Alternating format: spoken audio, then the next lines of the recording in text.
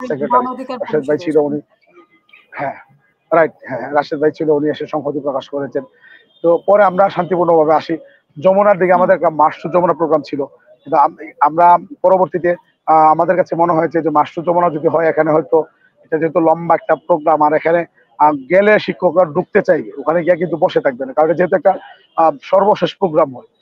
তো আমরা পরে চিন্তা করলাম এই বিষয়টা। পাশাপাশি কিছু রাজনৈতিক নেতৃবৃন্দ আমাদেরকে বললেন যে আপনাদের উদ্দেশ্য তো কোনো সিন ক্রিয়েট করা না, আপনারা আপনাদের দাবি আদায় করতে চান, আপনাদের জন্য আমরা কাজ করছি, সরকারকে আমরা প্রেশার ক্রিয়েট করছি, আপনারা যমুনার দিকে যাওয়াটা যদি স্থগিত করেন ভালো হয়।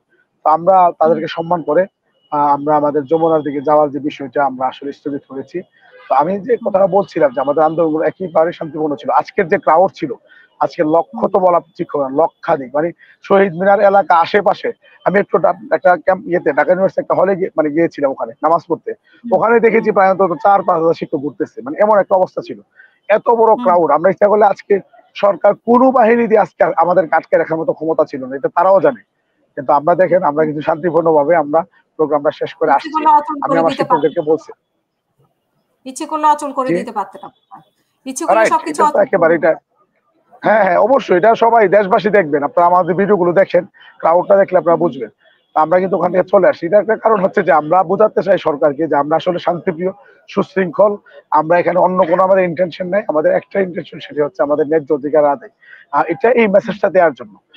আর বিশেষত আজকে আমরা জাতীয়তাবাদী দল বিএনপির যিনি আপনার মহাসচিব আছেন মির্জা ফখরুল ইসলাম আলমগীর, তার সাথে আমরা সাক্ষাৎ করেছি। আমাদের একটা টিম, প্রায় 20 সদস্যের প্রতিনিধি দল, 12টা থেকে আমাদের মিটিংটা ছিল, বা এটা আগে থেকে শিডিউল ছিল। অত্যন্ত সৌহার্দ্যপূর্ণ পরিবেশে আন্তরিকতার সাথে আমাদের মিটিংটি হয়েছে। আর ওনার কাছে আমরা আমাদের সর্বশেষ পরিস্থিতি আমরা ব্রিফ করেছি, এবং ওনার আমরা সহযোগিতা চেয়েছি। আমরা বলছি যে আপনারা যদি চান এবং চেষ্টা করেন, আমাদের বিশ্বাস, আমাদের তো একটা প্রাথমিক বিজয় অর্জন হয়েছে, যেহেতু আমাদের 500 থেকে 5% গিয়েছে, তো বাকিটা আপনি যদি চেষ্টা করেন আমাদের মনে হয়ে যাবে। তিনি বলছেন ঠিক আছে, আমি অলরেডি আমি আমার যে ফিনান্স অ্যাডভাইজার আছে, আমি তার সাথে কথা বলেছি, শিক্ষকদের সাথে আমি কথা বলেছি। আপনারা যেহেতু আসছেন, আমি তাদের সাথে কথা বলবো। আমার 22 তারিখ পর্যন্ত আপনাকে সময় দেন, উনি আসলে সরাসরি ওইটাও হয়তো উনি মাথায় রাখছেন আর কি কথা বলা। তো সব মিলিয়ে উনি আমাদের কাছে, আমরা যখন ওনার সহযোগিতা চেয়েছি, উনি সহযোগিতার পূর্ণ আশ্বাস দিয়েছেন। নট অনলি দ্যাট, উনি এটাও বলেছেন যে আমরা যদি সরকার ফর্ম করি, আপনাদের এমপিভুক্ত শিক্ষা জাতীয়করণ আমরা করবো, এটাও বলেছেন উনি। তো ওনার এই বক্তব্যকে আমরা সাধুবাদ জানাই। গতকাল ওনার একটা বিবৃতি দিয়েছেন, যদিও বিবৃতির শেষ অংশ নিয়ে আমাদের একটা ইয়ে ছিল, আমাদের আপত্তি ছিল, কিন্তু প্রথম অংশটি ছিল অত্যন্ত সুন্দর। ওনারা আমাদের যৌক্তিক দাবির সাথে নীতিগতভাবে তারা একমত, তো এটাকে আমরা সাধুবাদ জানিয়েছিলাম। এটা নিয়ে রিপোর্টও হয়েছে মিডিয়ায়। তো উনি আমাদেরকে অনুরোধ করেছেন যে আপনারা কোনো ভায়োলেন্স এই জাতীয় কোনো প্রোগ্রাম করবেন না, কারণ দেশ একটা নির্বাচনের দিকে যাচ্ছে। এখন যদি একটা ভায়োলেন্সের যে কোনো কারণে নির্বাচন পিছিয়ে যেতে পারে, নির্বাচন পিছিয়ে গেলে কি হবে, একটা কালো অধ্যায় নেমে আসে কিনা, ওনারা শঙ্কায় আছেন আসলে। তো পরে আমরা বলছি ঠিক আছে, আমি আমার নেতৃবৃন্দের পক্ষ থেকে আপনাকে আমরা প্রতিশ্রুতি দিচ্ছি, আমাদের শিক্ষকদের পক্ষ থেকে এমন কাজ হবে না যে কাজের মাধ্যমে সরকারের ইমেজ ক্রাইসিস তৈরি হবে অথবা আপনাদের নির্বাচন পিছিয়ে যাবে। এটা হবে না, আপনাকে আমরা সেই প্রতিশ্রুতি দিচ্ছি এবং আপনার জন্য আমরা অপেক্ষা করব। উনি পরে বললেন ঠিক আছে। আমি পরে ওনাকে বললাম যে আজকে যে মিছিলটা, এটা তো আগে থেকে ডিজাইন করা, এটা আমরা পিছাতে পারবো না বা ক্যান্সেল করতে পারবো না, এটা অলরেডি মিডিয়াতে চলে গেছে। আজকের প্রোগ্রাম আমরা করবো, but it will be peaceful, আমরা খুব শান্তিপূর্ণভাবে করবো। তো উনি বলছে ঠিক আছে করেন, ভায়োলেন্সটা যাতে না থাকে। আমি শেষ মানে প্রেক্ষাপটটা আপনাকে বলি, এরপরে আপনার প্রশ্ন আমি করে দেব, সমস্যা নেই। তো আমরা আজকে কিন্তু প্রোগ্রামটা করে আসছি। তো আমি যে কথাটা বলছিলাম যে আমরা কিন্তু একেবারে শান্তিপ্রিয়। এখন শান্তিপ্রিয় মানুষ যখন বিদ্রোহী হয়ে ওঠে, তাদেরকে কিন্তু আসলে নিয়ন্ত্রণ করা যায় না। আমরা যদি ধরেন যে সিচুয়েশনে গিয়েছি বিষয়টা, এখন আপনি জানেন মিডিয়ার কল্যাণ সব রাজনৈতিক দল কিন্তু চলে এসেছে।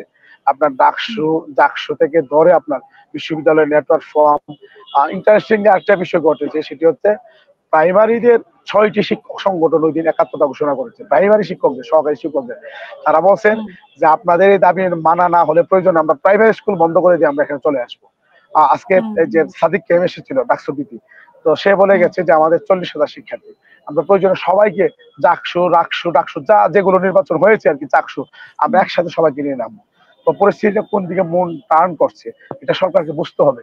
আমরা যদি এখন মনে করেন ডাক দিই, আমাদের পরিবার আছে প্রায় 6 লক্ষ, আমরা নিজেরাই আছি 6 লক্ষ, আমাদের নিজেদের এক এক আমাদের পরিবার সদস্য আছে 4 জন 5 জন করে 10 জন করে আছে। এর বাইরে আমাদের শিক্ষার্থীরা অনেকে আমাদের ভালোবাসেন। আমরা যখন বলবো আমাদেরকে দেখে ওনারা চলে আসবে, আমাদের শিক্ষার্থীরা। অভিভাবকরা অনেকে আমাদেরকে পছন্দ করেন, ওনারা অনেকে হয়তো আসবেন। সব মিলিয়ে এখানে যে ক্রাউড হবে, এটা মনে করেন বাংলা মানে সরকারের যত বাহিনী আসে সবগুলো যদি মনে করেন ডেপ্লয় করে, সরকার কিন্তু আসলে এটাকে আপনার মনে করেন প্রতিরোধ করতে পারবে না। তো এটা সরকারকে মানে বুঝতে হবে যে আমরা